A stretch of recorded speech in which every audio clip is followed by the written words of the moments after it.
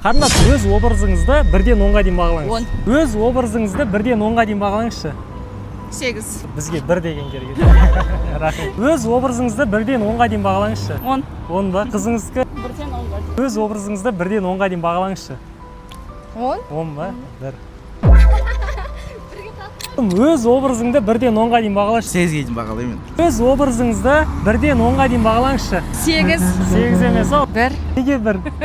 Аналардың образы осындай болу керек деп ойлаймын. Жайлы. Да? Өзіңізге Иә. осылай ыңғайлы ма? Иә, бала көтеруге ыңғайлы. Сіз 1 дегеніңіз үшін әпке, міне біз как раз 1 деген адамдар іздеп жүргенбіз. Біздің MB бренд дүкенінен дәл осындай 20 000 теңгелік сертификат. Рахмет, біз оған барып жүрміз. Да, білесіз ба? Өткенде тойда киінгенмін. Ой, мәреке. Аха. Қандай екен біздің киімдер? Жақсы итальянский. Аха.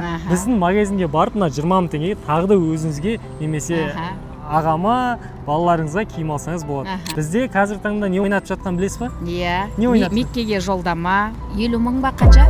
Иә, түрлі сертификаттар және де iPhone 17 Pro Max ойнатып жатырмыз. Иә, хабарым Ол бар. үшін бізден 20 000 теңгеден жоғары сауда жасасаңыз болады. Түсінікті. Значит, сіз жақын арада барсаңыз қатысып жатырсыз ғой. Иә. Негізі образыңыз 1 емес, сізде 10 деп қандай күшті әдемі болып киініп алғансыз. Біздің аналарымыз андай ғой, қандай киім кисе де әрқашанда 10, даже 1000, 100 разница жоқ. Әрқашанда әдемі. Өзіне ыңғайлы, комфорт болса болды. Иә, сізде аналарымыз аман болсын. Өзіңіздің қанша бала-шағаңыз бар?